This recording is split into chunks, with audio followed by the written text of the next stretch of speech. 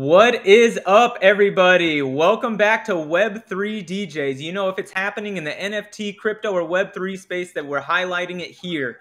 Today, we have a thrilling episode. We're joined by oddoneoutlabs team member and the community manager for a socially conscious NFT project that's bridging art and utility while bringing awareness to body dysmorphia and more on the blockchain. Live from London, we would like to welcome to the show none other than Nurse Ouma and the Humanians. Welcome. Thank you so much for having me. I've been so excited about this show. I'm so happy to be here. Let's go. Let's get it. Absolutely. You know, we're thrilled to have you here. And so why don't we just go ahead and kick the show off by telling people about yourself? Like, let us know who is Ouma outside of Web3. For sure. So you introduced me so well just then as well. I am a nurse by background. I'm a psychiatric nurse by background. We can call that a mental health nurse in the UK, or it can be called a psychiatric nurse in other countries, which means I support the treatment and support people struggling with mental health conditions, and that could be in a hospital, it could be with a community team, and yeah, I've got quite a few years of clinical practice under my belt, which is nice. I'm a bit more of an experienced nurse, so I've supported the treatment of quite severe conditions sometimes, such as psychosis, where people lose touch with reality, or schizophrenia, depression, eating disorders, or sometimes people struggle with a number of things, like, for example, type 1 diabetes and their mental health, because your physical health really affects your mental health, right? Or, for example, are like lovely people who are on the spectrum, on the autism spectrum, and how they can feel a bit isolated because of their social communication problems, and then become depressed, and we really help to give them those skills to kind of cope with whatever they're struggling with. So that's me as a background. I was working in a hospital when the pandemic hit, so we were hit quite hard. I was definitely working all out. And it was a good couple of months ago. I joined Web3. Gosh, when did I join? Almost like the beginning of this year, like January, maybe even December last year. But you know what I was doing? I was kind of playing a lot of games, just to get me through like the tough shift I've had, right, or something, right? So I wasn't taking it seriously at all. I was just like playing games and having fun. And then it was really my friends and family who said, the worst of COVID is over now, and it's really time for you to take a bit of a break now and recharge, because I think a lot of people in healthcare are probably feeling the same, just some signs of clinical burnout. Yeah. So I was definitely exhausted, and I think my poor family and my husband were feeling very sorry for me. They were like, "You worked really hard. Why don't you take a break and go fully into this Web3 space that you've discovered that you love so much, that you're talking to us so much about?" And just around the same time of me thinking about that, the Humanians oddoneoutlabs reached out to me. They saw me on Twitter. I was tweeting about, guys, are we looking after well-being in Web3? Are we leaders in this field? Are we keeping that in mind with our lovely community members, right? Are we keeping their well-being in mind? And I kind of put it out there that I really want to promote health and well-being in the Web3 space, and I can do that because I have the skills to do that, I have the background to do that, and I can maybe advise, and then that's when it was Gawain, actually, from there I am. Yeah. And there's Thomas, our other community manager. Yeah. It was Gawain and Josh, who's our founder, but a lot of our founders reached out to me and said, "Ouma, we love what you're trying to do and what you want to do. Would you like to join us as our community manager for the Humanians?" As one of the community managers. Thomas is our other community manager. And the rest is history. I've had the best few months. Like, I was working with them quite a long time while I was still nursing full time. So I'd be rushing home after a shift and then be like, "All right, we're doing a seminar today, guys. Let's get into it." And we'd be going into like sleep hygiene, or that managing that fear of missing out, managing FOMO, managing your balance in this space, right? and we all sorts. The community was so lovely. They wanted me to talk about all kinds of things. They were like, you know, Uma, I have like a cousin who struggles with autism, so you know, what kind of tips would you give me of how do I support them with their mental health? Or I have a friend with depression, how can I be a good friend to them? So many cool topics we covered, and we recorded quite a lot of them in my Discord as well. But at the moment we're reaching out into Twitter and doing lots of lovely collaborations with lots of other projects, and I'm asking them, what do you want to hear about? What would your community benefit from? I'll do it. Yeah, it's really interesting, the mix of people that you guys have in the project. I was reading the bios, so you have someone in the fashion industry, someone in the film industry, French entrepreneur. You've got, and then it's just interesting how, like, this is what you see in Web3. You have people that probably wouldn't hang out or know each other, but we have this collective interest, and now you guys are working together and doing something really creative. But how did this whole team get put together? That's what I was trying to figure out. Yeah, it's such a great question. I'm glad you asked it, because, for example, people might look at all that bio and think that they don't know each other very well, but actually our founders do know each other quite well. Okay. So they all work together. Actually, they've known each other for quite a few years, so they've got quite a strong bond. Josh, Romain, Gawain, Omri, they all know each other, and they've worked quite closely together, mostly in the fashion industry, which is actually why they were so keen on the first collection and our artist, she's amazing, Amber Day Visby, sorry, our artist Amber. What she's really kind of passionate about is this lovely art style where the body is slightly distorted in a bit kind of exaggerated way, right? Certain body features or body proportions. What we're trying to do, what she's trying to do, and what the Humanians were really wanting to do was to raise awareness for body dysmorphia. And it hits home to them because they've been in the fashion industry, right? They've worked in this industry. They've seen firsthand maybe some of how the effects it can have on people. And I know some of them say this a bit, but almost feel like they contributed a little bit to that from working in that fashion industry. Sure, And they definitely. want to, do some good out there to bring some awareness out there that body dysmorphia affects so much more people than you think, and people don't talk about it. People have it, experience it. They don't know that it can even develop into even more severe, like body dysmorphic disorder, which is that step further into an actual clinical disease. Body dysmorphia, of course, is very difficult as well, but into a disease that can have people not able to leave their houses for 5 years. And that's not an exaggeration. Those are quite common cases with people who suffer from body dysmorphic disorder. So that's really what they wanted to do with this first project. Every kind of collection that we want to bring out from Odd One Out Labs is going to have a social impact of some sort. We're a social impact kind of agency, if that makes sense. That's what we want to do.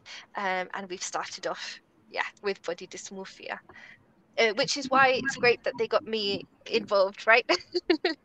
Yeah, absolutely. And I think it's beautiful that you're able to come in and kind of, rather than just focus on this one aspect of mental well-being, if you will, you can really push the bounds. And, some of the things that you talked to me about is teaching about hygiene, sleep habits, how to manage stress, all these sorts of things. And to your point, I think you're spot on, about these people who work in the fashion industry to some degree contributing to that body dysmorphia. We talk about the NFT space and say for somebody to make $1, someone else has to lose $1. And it's it's true across all sorts of other aspects of life, right? For somebody to feel good about wearing clothing or this, that, and the other, there is going to be somebody who sees that and says, well, why don't I look that way? The same thing in the gym, right?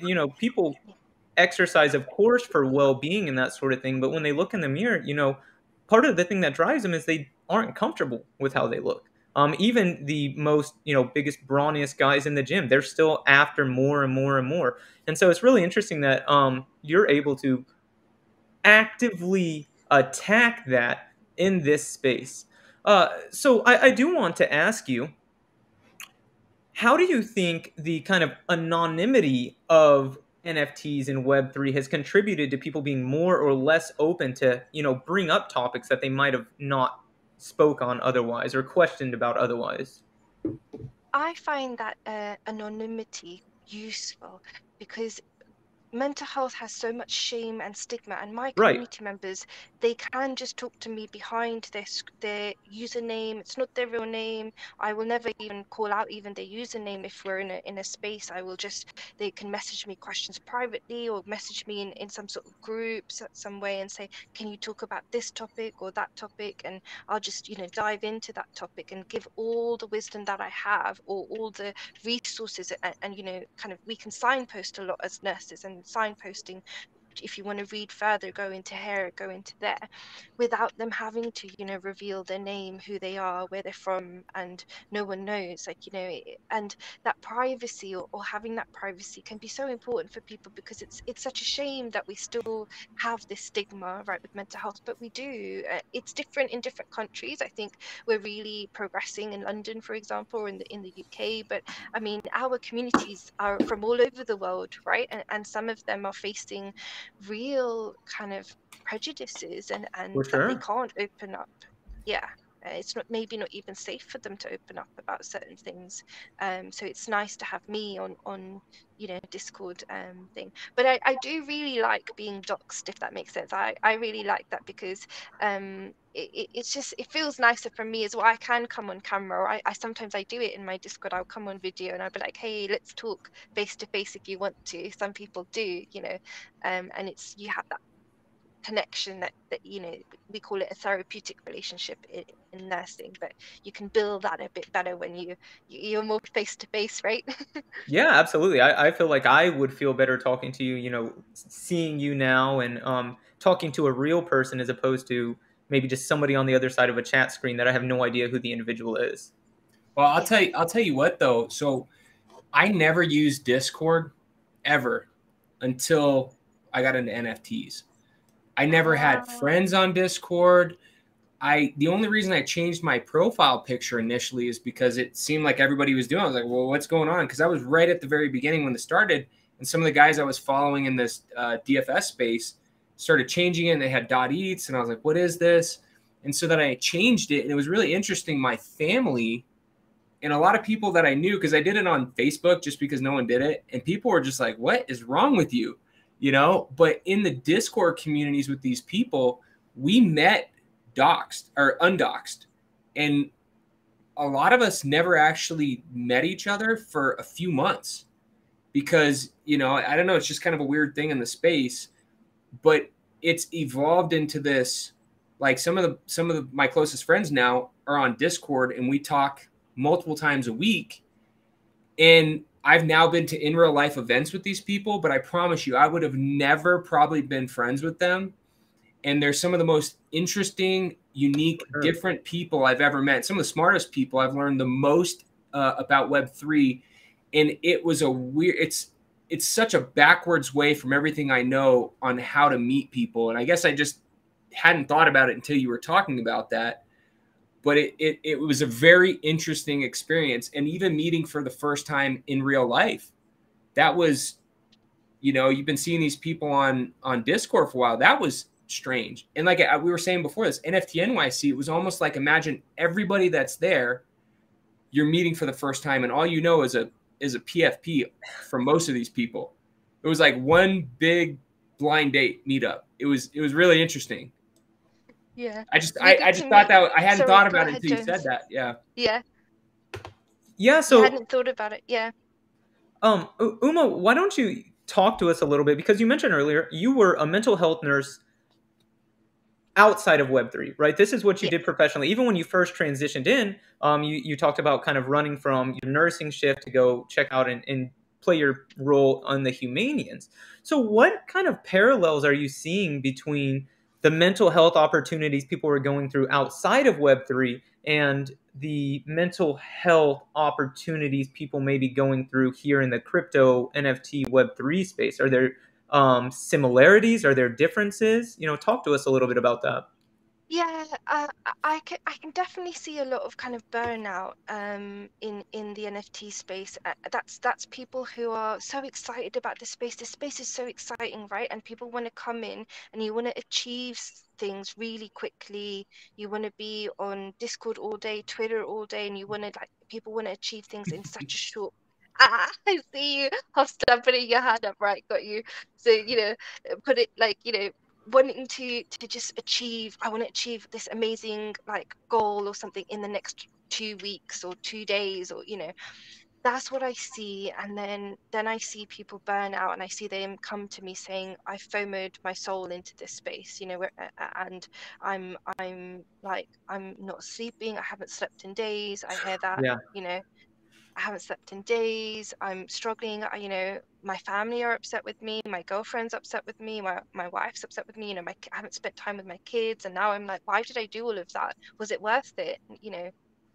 That's hard, and it's hard to hear as well, because I really want communities and community managers and founders to kind of think about this. I was a bit upset sometimes when I saw some servers who I felt like they kind of encouraged their community members to be on that voice channel for Right. 16 hours a day. Yep. And I just wonder why, what for, for creating that FOMO, is it, or creating that hype, or there's a limit between creating a bit of interest into your service, right?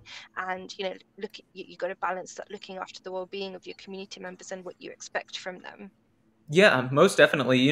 We always talk about on this show, FOMO is one of the largest drivers in this space. And we used to say that FOMO is a driver of value for an NFT, right? In the terms of you see people purchasing this NFT, you think it's going to continue to go up, you want to be a part of that. But what we never talked about is the way that FOMO can be a driver of mental health opportunities and that sort of thing. And so I think that was a really great point. You kind of like turned the light bulb on in my head there.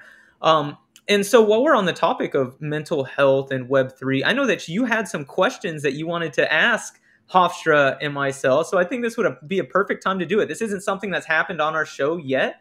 We've got almost like 50 episodes up. And so this is awesome. I'm really excited to kind of do this and bring a little change. So let's get right into it. Thank you so much. Thank you for joining my little kind of, I'm going to call it like a blitz quiz. Okay, let's do it. Hofstra, do you want to start first, or Jones? Sure. Who should I go? Hofstra, Let's you. pick on Hofstra, so then I have time to think about my question. I'm a good case study. Everything Yeah. you said was exactly, I think you told my story already.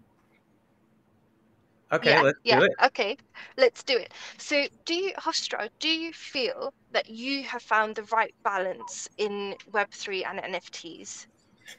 I feel pretty good now, but last year, the first 6 months, I was that guy. I didn't sleep. I actually had to go to the emergency room because I hadn't slept in 3 days. And you don't sleep for 3 days, you start acting kind of funny. And it was affecting my work. It was affecting everything. And I actually took 2 months off at the end of last year. I sold everything, took 2 months off, and then just completely turned NFTs off. And then I've got back in with less money invested. And the second time around, I said, I want to actually get involved in the communities that I'm in, because in the beginning it was all about trying to flip. And when you're doing that, you have to watch everything all the time. It's maybe not as bad now because there's not as many projects, but then everything was 100xing, and it was so new, and it was just crazy. And so you had to be on all the time. So I was at work, I wasn't paying attention. I'm on OpenSea doing all this stuff, and I 100% can relate. And I never would have thought. I mean, it sounded so embarrassing that, like, I went to this meeting one time, and I was just I'm in this like entrepreneur group with these pretty successful people, and I was so tired, and they were like, "What's wrong with you?" And I didn't want to tell them these cartoon pictures have like completely, messed me up. Right. And so it was just a little bit embarrassing. And even my friends, what am I going to tell them, that like NFTs did this to me, and the metaverse, and you sound crazy when you're telling people this, especially people that don't get it. And so you kind of stay to yourself. It's not something you want to divulge, which makes it worse. But I think now I found a pretty good balance. One, not having as much money invested, I think was key for me. Because when you have $70,000 and swings go up and down, and you've got 20 grand in one project and it drops, like this happened to me on Fluff World. I bought at like 1.5 when ETH was at 4. Then I bought 2 more to kind of dollar cost average, but I had to sit on it for like 2 months. And that was super stressful for me. And then you're trying to make it up. If you have any sort of addictive personality, it's just, you want to keep going. And so Sure. It took a lot for me to really kind of step back and understand what was going on. And now I think sleep is so important. Not getting sleep, at least for me, will really mess you up. So I've been exercising. I'm back to kind of what I was doing before. Now I run a fairly large company. Trying to find a balance between that and NFTs has been a little bit interesting, but it's a lot better now than it was maybe, let's say, a year ago. And I'm so glad you shared, because so many people it's going to resonate with so many people listening to this, and listening even later on. They're going to be like, I really, I've heard that so much. And I think even I've struggled. Like, luckily I have, family or friends that are like, who have been in the space longer than me, and kind of like reminding me as well, oh, be careful, Uma, don't stay up till 3 in the morning, Right. I'll stay up till 1 or 2 because I'm here now, but yeah. Yeah. But be careful, because it's something we keep having to remind ourselves, right? And that FOMO is so strong sometimes that you get carried away. And there has been times where I've called into bed at 3 or 4 in the morning, Right. and my husband's asked me in the morning, what time did you come to bed? I'm like, I'm not telling you because I'm going to get in trouble. Like, you're going to be like, that's not healthy, man. Yeah. So yeah, we all struggle with that. So thank you for answering so honestly, because it's going to help people to hear that. It's going to, I know it's hard sometimes to open up and admit that we struggled like that, but it is really going to help people. Thank you. I That's the really love most I've that. ever heard Hofstra spill his heart, to be honest. Yeah, It brought a tear to my eye Hofstra. for a second. Yeah. It's very It's embarrassing. So my business partner is an addiction medicine physician. My job, I own a laboratory that does toxicology. So I work with psych docs, I work with addiction medicine docs. So like, you would be someone that I would call on, because we do prescription monitoring. So I'm very familiar with like the type of role that you have. But in a professional role, not everybody's feeling crypto, put it that way. Not everybody's feeling Web3. And so the only place that I ever found a connection was people on Twitter, as weird as that sounds. And then in Discord, because we were all nerdy, kind of FOMOing, and we all had this thing, right? And I couldn't share with my closest friends, any of this stuff, because they would make fun of me. And I'm in a professional organization, and I have physicians that work for me. I have pretty high-level scientists. And if I come in and I start talking about like buying land in the metaverse, and I'm racing digital horses when I was doing Zed Run, and I'm breeding digital horses, they thought that I was insane. So like you have to, for at least where I was at, I had to be careful who I told, because it's even weird saying this because NFTs is so new, but getting stigmatized because you're doing something that it's not the mainstream. Right. Yeah, it's an interesting thing to think about. I guess I hadn't really put it together, but that's what we're here to do. Yeah, provoke that thought. Exactly.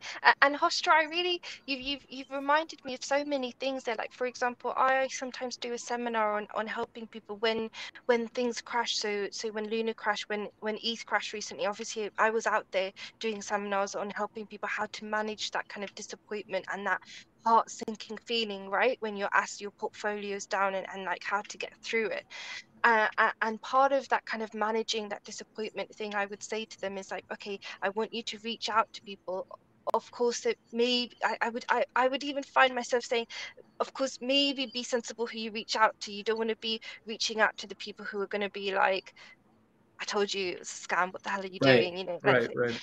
saying that sometimes we do need to give people a second chance. If it's our best friend, childhood friend saying I told you so, they kind of do that to us, don't they? And then Right. they see the look on our face, and then they're like, oh, sorry, let's take you out and let's make it better. But you're right, there's people out there that really don't know what we're doing in this space, and don't quite trust it, and it is new, and it's outside of lots of people's comfort zone, and they can be overly worried maybe sometimes. Or I mean, there are things in this space that are worrying, you know, and then they feel like maybe we won't manage in this space or something, and they worry for us, and then all that FUD comes in, doesn't it? And Well, and there's a lot of scenarios there. Like if you get scammed, you feel really stupid.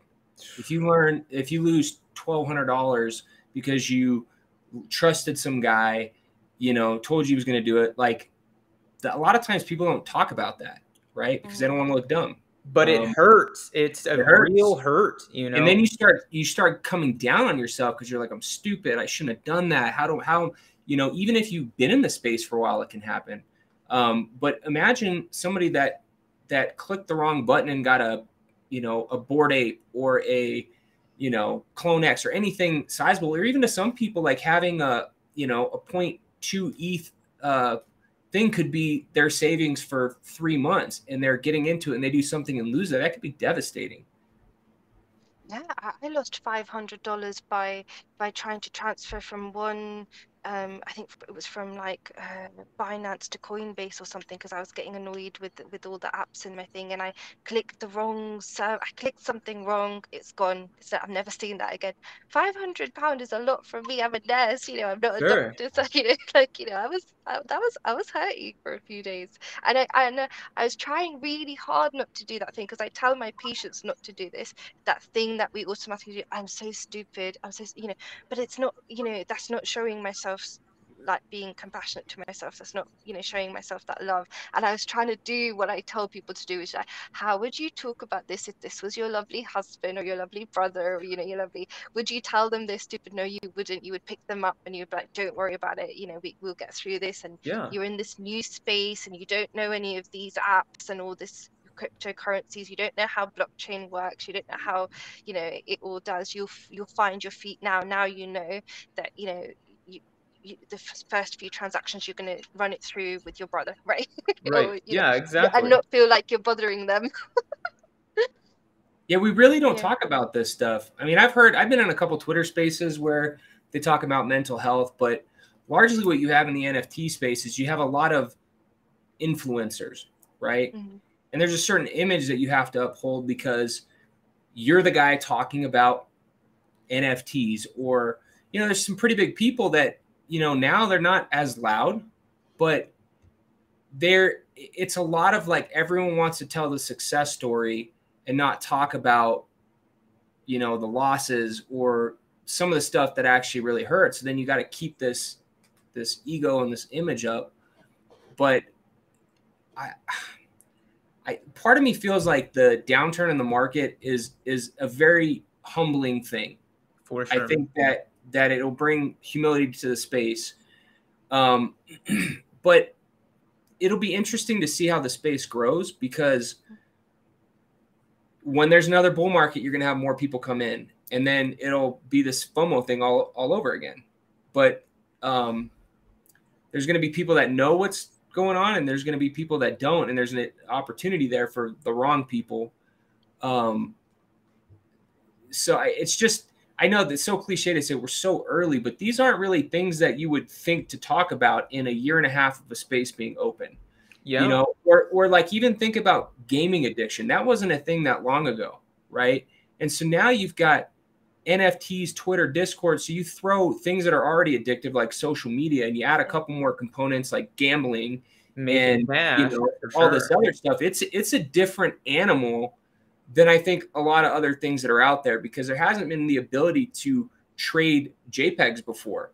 And, you know, this is going to be a video game and all these other things. It's like you can't relate it. And part of me is like, why I'm so interested in this space is because it's so new.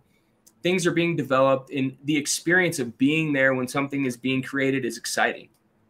But a lot of downstream effects probably aren't going to hit until after a couple of years of this being in here. So it's interesting that you guys have a focus on a project, because a lot of projects actually talk about doing this stuff, right? But it becomes a side piece. Right. It's like, oh, we're going to do this charitable thing. But like, you know, on the bottom of your thing, it says holding a Humanian NFT is not a flex about your personal wealth, but a flex for humanity. It's a flex for all the people who care for others on this wonderful planet we call home. Yeah, I don't know. I just thought that was kind of cool.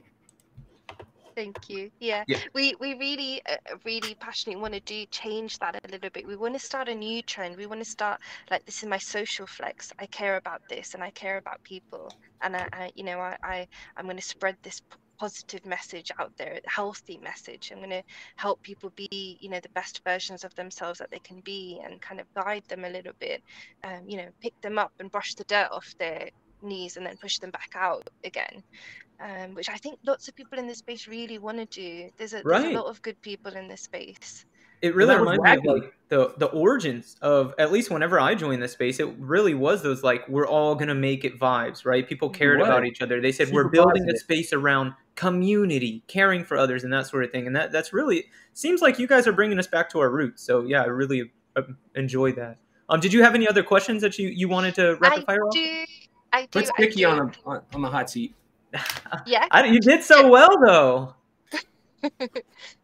I think, Jones, I'll go for you now. I'll give Hofstra a little bit of a break. So one question I really wanted to ask you guys is, what's one thing that you do that, like, maybe like the most important thing that you think that you do that really helps your peace of mind, your mental health, your emotional health, your well-being? Like, what's that top thing that you do that really, you know, helps you? Drink a lot of alcohol. No, I'm just kidding. No, I think that's a great question. First of all, I think really there's two things that I do that really help me from a mental health perspective. The first thing is I live in Dallas, Texas. The temperature today, I don't have it on my screen, but I think it's 109 degrees. I bought a home kind of like weight set, if you will, like a power rack, and so I can do like any normal exercise I would like to do, and I exercise in my garage. And so what really helps me is I dedicate that time to myself. I put on a random playlist. I don't touch my phone after that, and I just run through my exercises. And really that is just like one touch point that says I'm disconnecting for this hour and a half, however long it is, and I'm just going to focus on myself. And it's crazy. I think about things while I'm exercising that I wouldn't think about throughout the day when I have my phone in my hand, right? And I think that may be a testament to my phone distracting me, to really just like maybe giving my mind a break, something like that. But that's number one, is exercise. And number two, right along the same lines, something that my wife and I have just started doing a couple of months ago is we have dogs. One of them is sleeping right here, and we try to be really great dog owners. And so we walk them religiously every single day, no matter what. I mean, like the post office, rain, shine, sleet, or snow, like we are walking our dogs. And so previously we'd walk our dogs and we'd have, you know, our phones in our pocket, and maybe we're checking our phone as we're doing this and that and the other. But now we leave our phones at home every single time. And it's like, it's been so great for us, our relationship, right? Because we're talking about things that we wouldn't have if we had our phones. And then two, it's just been great because, again, it's another touch point to disconnect. So I think actually to kind of bring everything full circle, I have dedicated instances where I say my phone is not coming with me. I have no access to Web3, no access to anything else, and I'm just totally unplugged. And, you know, it is cumulatively maybe only 2.5 hours a day, but really it comes at the perfect time. And it really has been a blessing to unplug, to be honest with you. I love that answer so much. We've been talking about this so much the last few weeks. So it's really great, Jones, that you put it up. We've been like trying to figure out ways to do this a bit more. Our founder Josh was like, oh guys, there's something on the iPhone where you can turn off your notifications for a set amount of time, so you'll get no notification. And he does that whenever he's with his wife and his daughter, and it's date night, or it's, you know, family time for a certain amount of time a day, and he's worked it out that way. The rest of us are still struggling. So, you know, I love dogs. Sadly, I'm in a really small studio flat in London, so we can't get a dog yet, but we're working on it. Great. And that I can't wait to get my dog, and then I'll be doing the same thing as you. That's a brilliant idea. So thanks for inspiring me. Yeah, it's perfect, and it's just easy. It makes sense, you know, to just leave. If we dedicate ourselves and our phone is literally not on our physical body, there's no way we can be on it. And then you realize you don't really miss it. I mean, sure, I have notifications. We come in, we cool in the house, we grab our phone and check it out. But it's just like we've dedicated that instance to unplugging. And if nothing else, I hope that it just kind of like helps me break the addiction piece by piece by piece, you know. Definitely. Thank you so much for giving us that little snippet into your life as well, because it's beautiful. I love it. I love My what you and your pleasure. My wife pleasure. do. It's lovely. So, I'm going to ask my last little blitz question quiz to both of you, if that's Okay. all right. Great. And that is like, what is maybe one thing that you wish you could do more of, or one thing you wish you could do or would want to do, and you feel like this could help you to kind of improve your well-being? Go ahead, Hafsha. So I've tried lots of different things over the years, and what I can say is I'm like a great C student almost at everything, right? And it's easy to get hard on yourself. Like when people start diets or they start a new thing, they get real regimented, and if they don't get it right, they get down on themselves. I'm an idiot. Screw this. I'm not going to do it. Right. When I'm on it and I'm doing my thing, like a morning routine set in spirituality is really good. So journaling in when I'm on, this is what I'll do. But if I was going to say I would do more of something, it would be meditation, because meditation is for me, the calmness that it brings. So like you were talking about exercise, I agree with that. But meditation, a consistent practice of it is really transformative. But if you throw in just that time for yourself, I would say that's what I would want to do more, is more time for myself, because I'm really good at it sometimes. And then sometimes I just don't do it for a long time. And I know the difference, the way that I feel when I'm not doing it. It's a big difference. You really feel it, don't you? Yeah. Yeah. Yeah.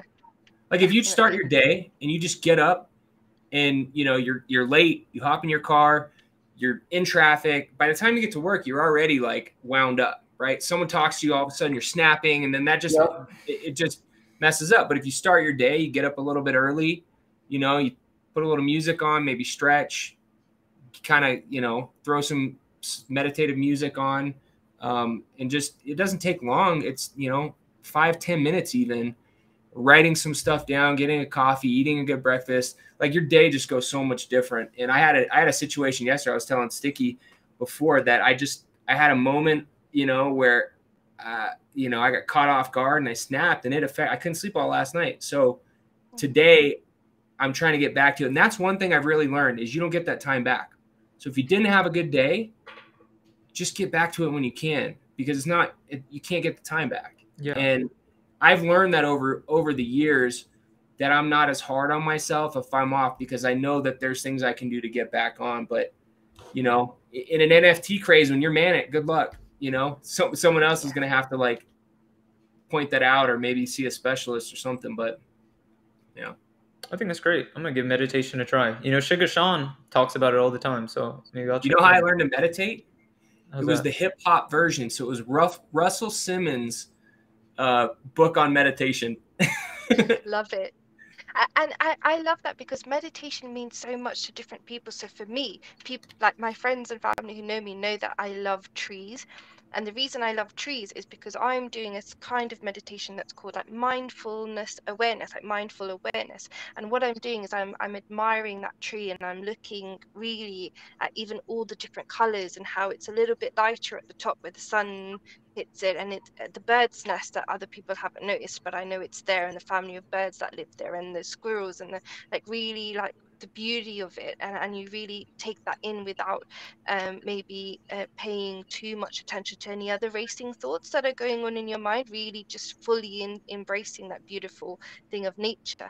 That is a kind of a form of meditation. It's mindfulness. It's all in the same kind of category, isn't it, of savoring the moment, and how that can bring you so much peace, right? So it's different for different people. So Yeah. I love any way people get into this, savoring that moment, and doing whatever works for you. It doesn't have to be, you know, a more we're not snobby, right? We're not snobby with our Yeah. meditation or our mindfulness. Whatever brings you peace brings you peace. Yeah. Absolutely. I think that's really interesting. Sticky, what's yours? You didn't answer. Yeah, Jones, we want to know. Well, if you ask my wife, she would say I need more patience, which I will say I definitely need to work on. But I was thinking about it, and I think for me, something that would bring more mental wellness to my life would be to stop comparing myself to others. And to be honest with you, when I was initially thinking about this, I was going to kind of reference, and I'll still make the reference to like physique and exercise and that sort of thing, right? I follow these people on Twitter because they are, or on Instagram, which I just recently deleted my Instagram. So hopefully this will help with that a little bit. But I follow these individuals on Instagram and I see them, and sometimes you forget that they're posting, you know, the absolute best version of their life possible, right? And like, let's take for instance, there's a guy named Liver King. I don't know if you guys know who Liver King is, but he's just like a brute, just a, you know, basically like the ideal specimen of a man, if you will. And so like, you know, looking at this guy, I've like changed my diet. There has been some positives from it because it's motivated me to exercise and that sort of thing. But I'm like looking in the mirror and it's like, gosh, night and day, you know, he and I, and that does take a bit of a toll. And now to kind of bring it back to the Web3 space, I think we see it a lot to Hofstra's point earlier about these influencers, right? You see these people making huge hundreds of thousands of dollar flips, sometimes $1 million moves. And I sit and think like, gosh, what am I doing wrong? Like, why didn't I buy into this project that has happened? Why haven't I done that? And to be honest with you, all it does is, you know, there are some positives that may be able to come out of it, right? Perhaps I am motivated to do more research or exercise more, like I mentioned earlier, but really in the long run, it's not fair because again, we're not seeing the whole story. I'm not seeing that they lost, you know, $70,000 to be able to make this $50,000 play. All I'm seeing is that they made $50,000 on a totally, you know, different play and that sort of thing. And so I think if I were to really start judging myself fairly and taking things like that into account, both in Web3 and outside of it, it would really benefit me. Absolutely. And we got so Jay much. Grant in here. Liver Hello? King isn't real. So thank you, Jay Grant. Really appreciate that. Thank you. Yes, I was going to say that. He's definitely not natural. I don't care what anybody says. I was gonna say that a little bit as well, because we don't know always what's real in pictures, and that's actually what you know, with our founders who worked in the fashion industry. I'm very lucky myself. I had a friend in school who was a model, so she would come in to school and she would show us like her before pictures and her after pictures, and you could see how her leg was kind of cut in half and covered with a shadow, and it's half the size than it normally, her thigh half the. She's already quite thin anyway, but that's how the pictures are. But you couldn't tell unless she pointed it out and showed us the before pictures. You might think that person's, oh gosh, incredibly thin, but it's not real, like not even realistic to get that thin, if that makes sense. Or, you know, so those pictures are really manipulated. I do think that many people who are, you know, so bulky do take steroids. I know they do because they tell me they do, you know, and you know, it's a, you know, there are health things that come with that, and also, you know, body dysmorphia is something, and muscle dysmorphia is also a real thing, and 100%. many men are really struggling with this muscle dysmorphia, just as many women are struggling with body dysmorphia, and many men are struggling with body dysmorphia, you know. So what's the definition of body dysmorphia? Like, what is what does that actually mean? Like Yeah, You know, so I'm with glad you asked. yeah, yeah. So with body dysmorphia, people will perceive, they will feel that there is something with their body that is not, they feel that it's not nice and looking, or it's not, you know, it's exaggerated, or it's not pleasant to look at, and they feel that other people see it that way as well, when actually that's not the reality at all, and nobody is looking at that body part, you know. With body dysmorphic disorder, it can be generally about the face, but it can be other parts of the body as well. Um, and people, that it's a real thing, like they think that people, for example, are not being their friends because of that body feature, or don't Wow. like them, or people, it can go that far. Yeah, people will, with body dysmorphic disorder, will shut themselves away because they feel like they are so difficult to look at, and people don't like them because of a certain feature in their face, and they'll go to great lengths to try and cover this up somehow, maybe even wearing kind of like face masks, or, you know, balaclavas, or lots of makeup, or things to try and cover this thing. And it really is, if I'm honest, a bit of a losing touch with reality, because that's not the reality, right? That's not the reality. People don't perceive that body feature in a certain way at all. And it's kind of a real anxiety disorder. Actually, it really fits under that umbrella of an anxiety disorder. And it can get worse and worse the more that people experience it. Body dysmorphia is not as severe as body dysmorphic disorder. It's when it, you know, body dysmorphia is people feeling like, for example, I've got a lovely ethnic nose. I might say, oh, is my nose a bit big? If you consider it for a Western nose, that can be quite petite. You know, that could be body dysmorphia, and that's, you know, that can, there's so much amazing treatment for both body dysmorphia and body dysmorphic disorder. One of the most common ones is, you know, that therapy, which is the CBT approach, cognitive behavioral therapy, where you kind of put things back into perspective and you challenge these thoughts, and you kind of try and challenge them with that reality, and keep working that through with the therapist, as well as medication. But that's kind of my simple summary of body dysmorphia and body dysmorphic disorder. And you can imagine with muscle dysmorphia, very similar, you know, always feeling like you know, it's not enough, it's not right, but actually other people don't perceive it that way. It's just with the person who feels that and perceives it that way. Yeah, absolutely. You know, this has been a really enlightening episode. I want to be respectful of your time because, again, I don't know if we mentioned it earlier, but you are in London, so it's almost 1 a.m. where Uma It is located right now. So before we go, I did want to ask, what are some like techniques or exercises to promote health and well-being on the blockchain that you would recommend to our audience?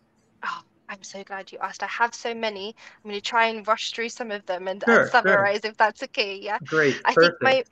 my main thing would be is to have like some sort of notebook or book next to your laptop, or, you know, whatever you do your work in, and to be logging what hours you do and where you do them, so that you can have a strategy of like, okay, you do not want to be grinding 16 hours a day in a server. That's not useful for anyone, not useful for you, not useful for that community. You want to be thinking, okay, how many hours a day do I want to spend in this space, and Mhm. sticking to those hours, and maybe planning it out. So I'm going to spend this much time in this server, this much time in this server, and this much time doing this, and having a bit of a strategy for that, right? Like, what are you good at? I'm passionate about mental health. I'm good at health and well-being, and promoting that. People are good at all sorts of amazing things, you know, and use that strategy to show your value in a server or a community, and say, oh, you know, I can do this for the community, or this, or shall I teach you about this or something, rather than that kind of grinding and missing out on spending time with your family, right? We know as healthcare staff, like, some of the ways to well-being is to invest in your relationships, and it's beautiful when you can Mhm. invest in relationships on Discord, right? And meet those people that, you know, we've talked about, that become your great friends. But don't neglect, you know, your in real life friends, your family, your, you know, your the people who are going to be there to pick you up when you need them to be. So it's really that balance, and I really want people to ask themselves, how many projects do I work on at a time? Don't be like, I'm going to just do them all. You know, like Right. I'm gonna, Word you know, term. another invite. Great, let's go. You know, you're gonna burn yourself out. Have a number of projects that you're going to focus on, and that's how many projects you're going to focus on. If you're working full time, it's not going to be as many, right? So please, you know, have that balance. Really think about your sleep hygiene. If you've joined the NFT space, the Web3 space, you are going to need a strategy to sleep now as well, because that's the space that we're in. Your phone is going to get pinged all night. We're all on different time zones, and we're a global community, we're a global space. So you're going to have to do some sleep hygiene stuff. You're going to put your phone away. It's going to take you a bit more time to relax, actually, to sleep, because this place is so exciting and so things. My sleep hygiene kind of notes and lectures go on for about 20-30 minutes, so I can't say them all, but you can just go away and Google what's good sleep hygiene. You know, Okay. people don't always know this term, sleep hygiene. It's something us nurses and doctors use. You know, what's a bad sleep habit that I'm doing, and how can I, you know, adjust that and change that. And then, yeah, I think, you know, during hard times, people can be hard on themselves. Remember to be kind to yourself and say, if a disappointing things happen in this space, which they will do because you're out of your comfort zone, right? We're all out of our comfort zone. You know, Elon Musk really lovely told us that, he told us this a few months ago, that if he had paid all his suppliers on time, Tesla would have gone bankrupt. You know, there was times in both 2007, 2008 and 2017, 2018 where he was close to bankruptcy. You know, and he isn't now. Obviously, he's doing amazing, Sure. but we are outside of our comfort zone, so we're going to fall like that. And that disappointment is a disappointing thing that happened, but you are not a disappointment. You know, we've said it so much, oh, I'm so stupid. You know, we really don't want to be doing that to ourselves. We want to be like telling ourselves that learning is that thing you do where you fall a few times and then you kind of get the rhythm of it when you're doing something new, like learning to ride a bike, right? Or learning to swim, Right. or, you know. So I have It's such a one last question for you too. Mhm. And that was really good. Thank you. I think everything you said is right on the money. I mean, you Thank are a you. professional. Thank you. So if I am someone new that's buying in Humanians, what can I expect upcoming? And like, what do I do? Like, I get in the project, and what do I do? Yeah, thank you. I always love to talk about the Humanians, so thank you. I'm so happy for that question. So, our marketplace is coming out next week. Whoop, whoop, we've been so excited about it. It's coming out on the 26th, and we've got lots of cool things that are going to be on there. You know, for example, you can always talk to me if, you know, come into our Discord and talk to me if you want to talk about something. I might be slow getting back to you, but I will get back to you. And of course, I do spaces most days, but they are mostly group spaces. So people might want a bit more of a personal one-to-one session, and you know, you can do that with me in the marketplace. Book that in, and you Oh, know, that is wow. for that is for a very small kind of entrance fee, really, because it's quite easy to be a holder at the moment. Our floor price is quite a low entrance at the moment. So and that, but it's not just me, you know, it's not just me. You have access to me in the Discord anyway. It's not like I would, you know, I would say, oh, you know, sometimes I just don't always have the time to respond to everyone, and I have slots that are going to be booked in, like my work hour slots in the marketplace. But it's not just me. It's, you know, it's obviously the whitelist, it's the raffles, it's the NFTs, it's our two charity partners. So we donated, let me just check how much we donated. It was Almost 37. 80 ETH, I think, right? Like Yeah, 76, something like that. yeah, yeah. It was 37.875 to each charity. So one was the Body Dysmorphic Disorder Foundation, and one was the Be Well Collective.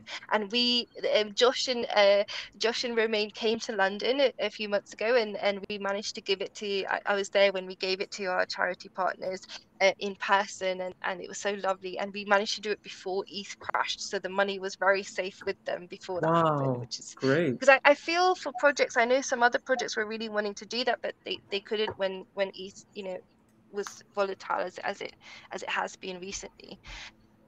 So we have that marketplace. We are building our metaverse as well. Our vision for our metaverse. I remember when Josh showed me like the picture of it.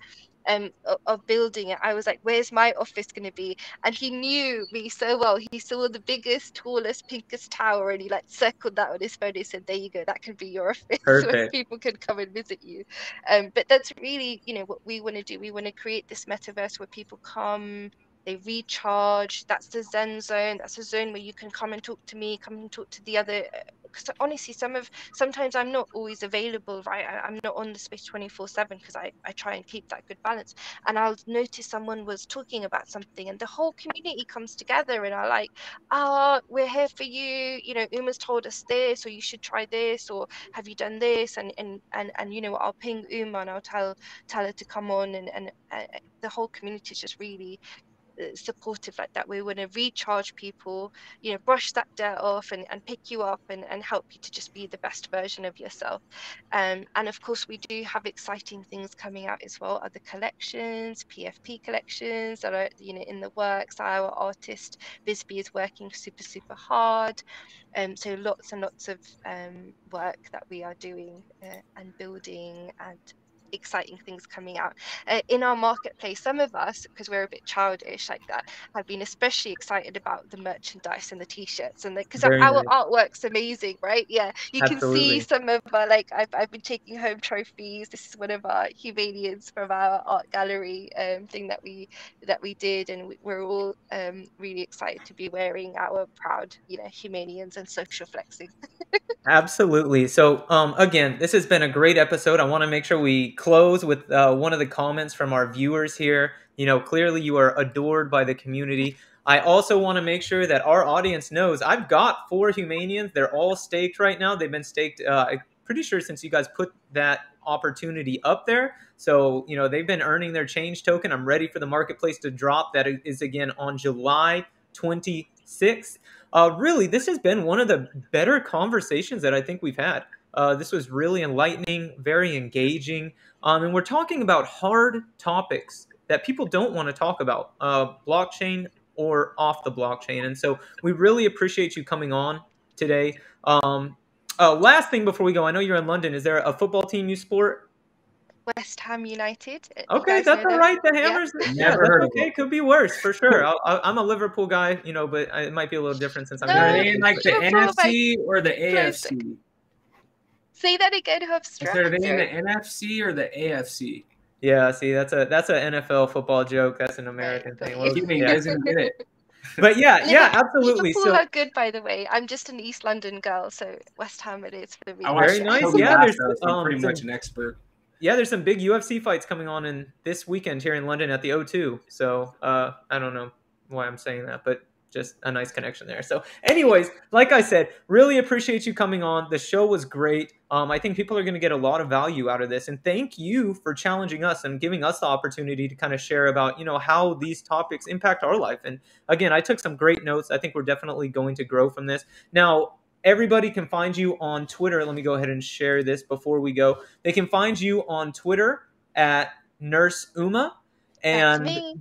yep, and the Humanians Project at the Humanians. So again, cannot thank you enough for coming on and sharing your expertise with us, especially since it's 1 a.m. now in London. We're going to let you go. For everybody watching, make sure you subscribe, tell a friend, especially if you enjoyed this content. You know, we're bringing you guys the top guests in the space week in and week out, twice a week, as a matter of fact. Our next guest is coming up this Sunday. We've got Little Chronic. And he is launching a new single. He's doing things in the space, all sorts of stuff like that. So make sure you guys tune into that. Make sure you check out the Humanians and Uma. All over their socials will be posted in our description. Until next time, I'm Sticky, Hofstra, and Nurse Uma. Peace. See you later.